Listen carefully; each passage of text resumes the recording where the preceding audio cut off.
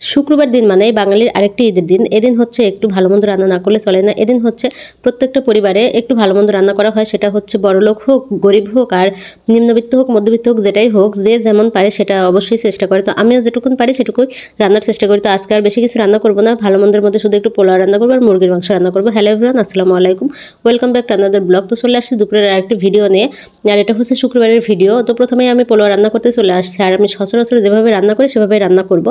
তো প্রথমে তো পোলাওর চালটা কিছু সময় ভিজিয়ে রাখছি, তারপর পানি ঝরিয়ে রাখছি, আর এখন আমি কড়াইতে পেঁয়াজ দিয়ে দিছি, তারপরে দারচিনি, এলাচ আর একটা তেজপাতা ভেঙে দিয়ে দিছি, মানে টুকরা করে দিয়ে দিছি। এখন আমি সুন্দরভাবে ভেজে নেব। তো পোলাওর চালটা যত ভালোভাবে ভাজা যায় ততই হচ্ছে ঝরঝরা হয়, তাই ভেজে নেবার ওইদিকে আমি রাইস কুকারে পানি গরম করতে দিয়ে দিছি।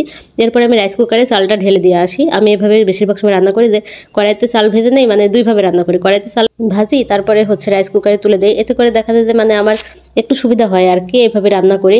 কিন্তু রাইস কুকারে যখন চালটা ঢেলে দিই তখন আর আমি ভিডিওটা করতে পারি না, কারণ ওইখানে তো আমার মোবাইলটা ধরার মতো কেউ নাই, এই জন্য। তো এরপরে আমি কড়াইতে তেল দিয়ে দিয়েছি, মুরগির মাংস রান্না করতে চলে আসছি, মানে তার প্রিপারেশন নিয়ে নিয়েছি। এদিকে মশলাও কষানো হয়ে গেছে। এখানে আমার আজকে আদা রসুন নাই, মানে যেটা নেই সেখানে হচ্ছে আমি মুরগির মশলা দিব। মুরগির মশলা দিলে তো আর কিছু দরকার হয় না, তো মুরগির মশলা দিয়েই রান্না করে ফেলবো। এখানে হচ্ছে মুরগিগুলো দিয়ে দিচ্ছি, মানে এটা হচ্ছে আমার আব্বুরা যেদিন আসছিল ওই দিনে যে মুরগি একটু রেখে দিছিলাম, কারণ যেহেতু আমরা বাসাটা ছেড়ে দিছি, তো তাই সেইভাবে হচ্ছে পুরো মাসের জন্য মুরগি মাছ সেভাবে এনে রাখি নাই ফ্রিজে, কারণ বাসাটা ছেড়ে দিছি, আমরা বাসা থেকে চলে যাব, যেন আমাদের শুধু 30 তারিখ পর্যন্ত চলে, সেভাবেই রাখছি। আর এক সপ্তাহ আছে, এক সপ্তাহ আমাদের চলে যাবে, সেভাবে আমরা ফ্রিজে মাছ মাংস রাখছি, যেহেতু অন্যের ফ্রিজ। তো এখানে মুরগিটা নিয়ে আসছি, মুরগিটা এখন আমি সুন্দরভাবে কষিয়ে নেব। তো মুরগি থেকে বেশি পানি ওঠে না, কারণ আগে ধুয়ে রাখছিলাম, তো আর তারপরে আবার একটা একটা করে দিছি কড়াইতে, এই জন্য বেশি পানি ওঠেনি, তাই অল্প একটু পানি দিলাম। পানি দিয়ে সুন্দরভাবে একদম কষিয়ে নিচ্ছি, যেন হচ্ছে সিদ্ধ হয়ে যায়। তো সিদ্ধ হয়ে গেছে, এখন আমি পরিমাণ মতো ঝোল দিয়ে দিব। আর হ্যাঁ, আপনারা কেউ কোথা থেকে আমার ভিডিও দেখছেন সেটা কিন্তু অবশ্যই কমেন্টে জানাবেন। আর আমার ভিডিওগুলো যদি ভালো লাগে তাহলে অবশ্যই লাইক, কমেন্ট অ্যান্ড শেয়ার করতে ভুলবেন না। যাই হোক, এখন আমি মুরগিটা সুন্দরভাবে কষিয়ে নিছি।